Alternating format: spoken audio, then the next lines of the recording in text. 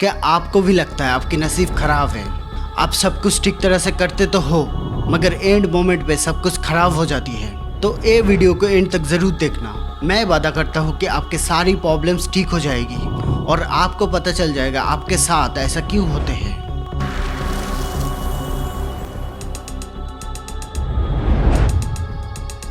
तो आइए आज 3 स्टोरी से शुरू करते हैं, जरा ध्यान से सुनिएगा। फर्स्ट, 2 बच्चे के बारे में जो दोनों ही लड़के थे। दोनों का जन्म एक ही वक्त पर हुआ था, बट एक का जन्म हुआ बहुत ही गरीब फैमिली में और एक का इंडिया की मोस्ट रिचेस्ट फैमिली में। एक का जन्म हुआ गांव की गवर्नमेंट हॉस्पिटल में और एक का one of the richest private nursing home में। तो अकॉर्डिंग टू यू इन दोनों में कौन लकी हुआ? सेकंड, 2 जुड़वा भाई के बारे में। दोनों ही ब्रिलियंट स्टूडेंट था। एग्ज़ाम सामने था तो दोनों ही मन लगा के पढ़ाई की और एग्ज़ाम के दिन एग्ज़ाम देने गया। सारी क्वेश्चन उन दोनों के लिए इजी था, बट अचानक एक भाई की तबीयत खराब हो गया और वो एग्ज़ाम ही नहीं दे पाया एंड वो फेल हो गया। तो आप क्या कहोगे? उसका बैड लक है ना। थर्ड, एक लड़के के बारे में जो लव रिलेशनशिप में उसके गांव में बैड लक के लिए मशहूर था। वो हर बार ट्रू लव ढूंढता था मगर उसे धोखा ही मिलता था। देन उसकी ग्रैंड माँ उनकी परिवार की एक लकी कॉइन उसे देती है और बोलती है इसे तुम्हारी ट्रू पार्टनर को देना। फिर कुछ दिनों के बाद उसे ट्रू लव मिल जाती है। तो अब आप क्या कहोगे? उसके लक खराब था जो लकी कॉइन आने से ठीक हो गए, है ना? तो आइए पहले जानते हैं हम लक और डेस्टिनी किसे कहते हैं।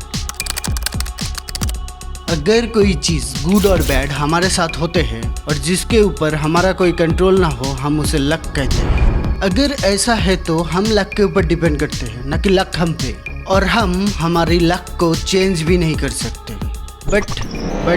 बट अगर मैं बोलूँ कि हम हमारी लक को चेंज एंड कंट्रोल दोनों ही कर सकते हैं। अगर मैं बोलूँ कि लक एग्जिस्ट नहीं करती, देन व्हाट डू यू से? हाँ पता है आप सोच रहे हो वो 3 स्टोरी जो लक की एग्जिस्टेंस प्रूव करती है। तो आइए समझते हैं। अगर हम किसी को लकी या अनलकी बोलते हैं, इसके मतलब हम किसी और के क्रेडिट या डिसक्रेडिट किसी और पे डालते हैं। जैसे फर्स्ट स्टोरी में ध्यान से देखने से पता चलता है एक बच्चा रिच या पोर फैमिली में जन्म लेने में उसका कोई क्रेडिट या डिसक्रेडिट नहीं है। ये सारे क्रेडिट या डिसक्रेडिट जाती है उनके पेरेंट्स को। पहले उन बच्चों को चाहिए ब्रेस्ट मिल्क, जो पोर बच्चे को ठीक तरह से मिल रहा था, लेकिन रिच बच्चे को बिल्कुल ही नहीं मिल रहा था, जो उसके हेल्थ को अफेक्ट कर रहा था। तो आपकी नज़र में वो पोर बच्चा अब लकी हुआ ना? एक्चुअली मेन प्रॉब्लम है हम किसी long term effect of Karma को समझ नहीं पाते और उसे शॉर्ट टर्म इफेक्ट समझ के हम उसे लक बोलते हैं, जो एक चेन में काम करती है। कोई काम चूज करने के दिन से ही ये चेन शुरू हो जाती है। जैसे सेकेंड स्टोरी में दोनों भाई ब्रिलियंट था, मगर डिटेल्स में देखने से पता चलता है एक भाई अपने पढ़ाई के साथ अपने हेल्थ का भी ख्याल रखता था और दूसरे भाई की हेल्थ कंडीशन अच्छे नहीं थे और वो एग्ज़ाम के एक दिन पहले रिच फूड खाया था। जो कुछ भी हुआ वो उसका कर्म का फल था। अर्ली 20s में psychologist Richard Wiseman luck project नाम से एक एक्सपेरिमेंट किया था, ये देखने के लिए क्या लोग अपने लक बढ़ा सकते हैं। इसलिए वो कुछ लोगों को 2 ग्रुप्स में डिवाइड किया था। एक ग्रुप में था वो लोग जो खुद को लकी मानते थे और दूसरे ग्रुप में था अनलकी मानने वाले। देन वाइजमैन सारे लोगों को सेम टास्क दिया, जैसे न्यूज़पेपर में फोटोग्राफ काउंट करना या कोई हिडन मैसेज ढूंढना। रिजल्ट्स में देखा गया कि अनलकी पार्टिसिपेंट से लकी पार्टिसिपेंट ज़्यादा अच्छा परफॉर्म किया है। लेकिन कैसे?